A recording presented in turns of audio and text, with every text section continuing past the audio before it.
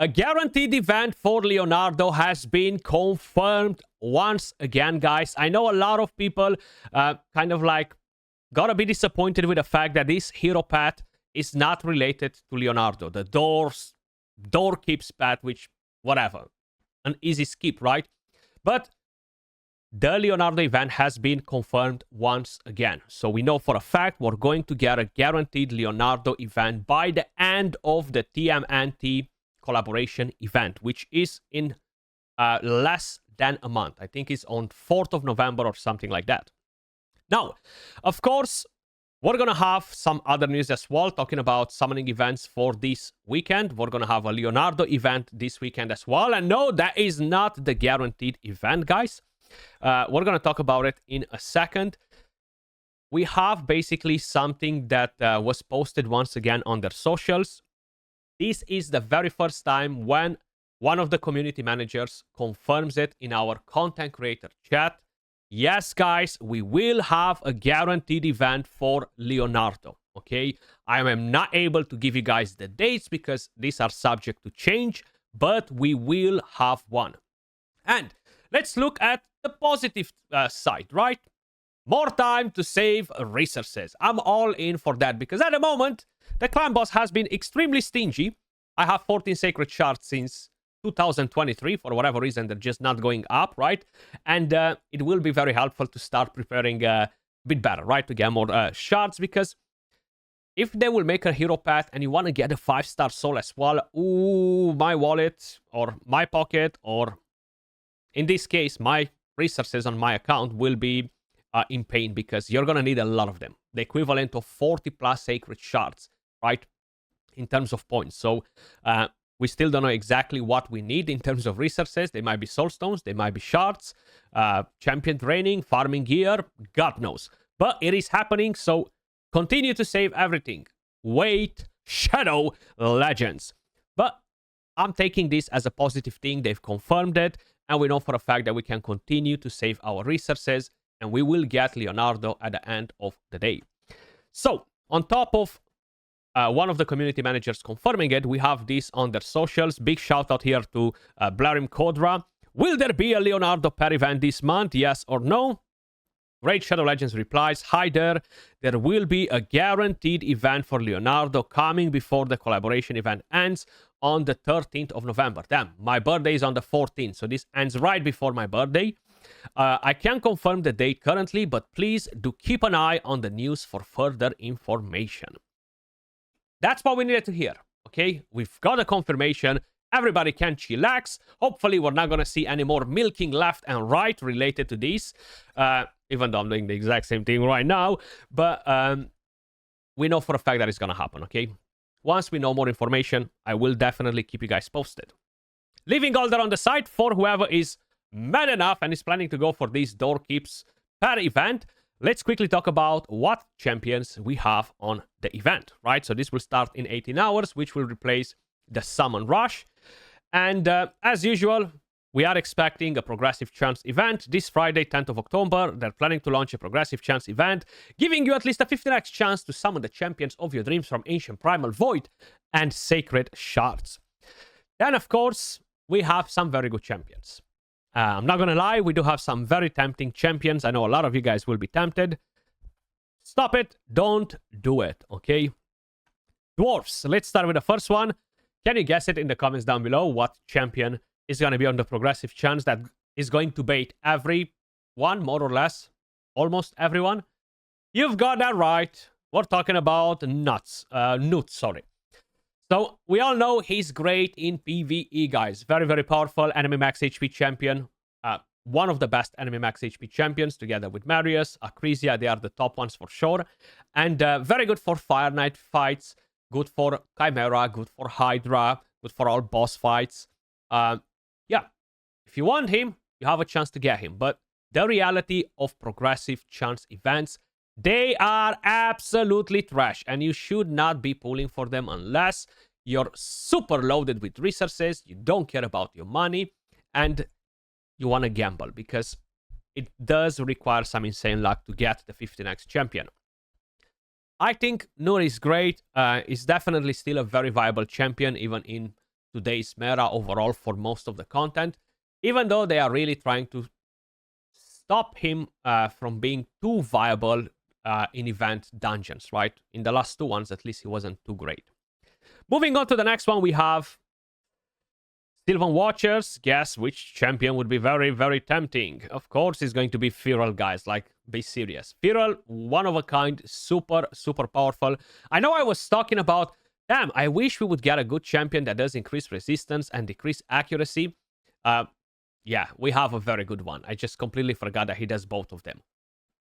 You have the decreased speed, you have crazy, crazy buffs, debuffs, and the passive, which are stacking more accuracy and resistance on your champions, boosts the damage. Absolutely goated as a champion in PvE content. If we're talking about speedruns, if we're talking about Chimera, if we're talking about Hydra, you're going to want to have this bad boy on your side. But once again, remember, 15x chances are absolutely trash. And probably the people that will summon for this will be Mega Krakens that somehow do not have him yet, okay? Let's build 9-piece protection. You can go Feral if you build the tightest team. Shield set. Moving on to the next one, we have Mishinaki. Still a good champion for Hydra. You can still run him in a lot of PvE content. I don't think he is a must-have champion or anything like that, but he's definitely a good one. So you cannot get disappointed by pulling a Mishinaki. Strips buffs, defense down, hacks, the decrease attack, the burn, the passive, which is really, really good. Defense-based champion too. I actually really like the champion. Either you build him on Merciless, you build him on Savage. If you're early game, mid game, progressing Relentless can be very nice for a Hydra team. I think he's a nice one. Then we have Lysantir Beast Bane. Funny enough, I just scrolled this champion today. Not because I'm planning to use him. I'm just looking at what champions I don't have a skilled, scrolled, booked, whatever. And he was one of them. I did it for the champion training tournament, of course. Not a very, very good champion. You do have the double hitter with decreased speed, weaken. If a target is under hacks, places the debuffs before attacking. He doesn't do crazy damage, but will ignore life barrier and ally protection. He's okay. He's not like crazy powerful. He's not the most trash champion either, you know? Decent. Then, let's bring out the freaking bazooka, because we're gonna have a progressive chance event for Leonardo, of course. They gotta milk a bit. They gotta milk a bit more, right? So, if you're not patient enough to wait for that event, if you're planning to go for the hero paths, for the soul, for doorkeep and stuff, you might get lucky. You might not. But Leonardo is on the 15x as well, guys. I think it's not a bad decision for whoever is trying to go and get it. I know there are a lot of Mega Krakens that will try to summon Leonardo on every single event, even though they already have like 20 million copies of the champion. It doesn't matter. They just want more and more. But that's fine, because somebody needs to pay the bills for Plarium, so they keep the game running, okay? And he's a good champion. He's a very, very good champion. I will be redoing another guide on him once I'm going to get him on my main account, rather than a test server or anything like that. But very, very good damage, utility all around, PvP, PvE. Tons of fun with the turtles. Then we have Klazak Keyhulk. Who... I want him. I want him. I want him. I want him. Very, very good for the Chimera, man. Like, he would be so perfect in a Titus team. Kind of like drop Lydia out of it, maybe. You have the True Fear, the defense down, the weaken, decrease accuracy, decrease resistance, the counterattack, the unkillable on all of your team, the passive. I think he would be really, really solid. That's one of the main reasons why I would love to get the champion.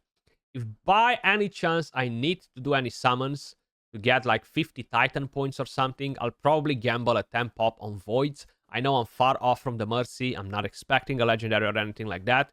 But hey, you never know. It could happen.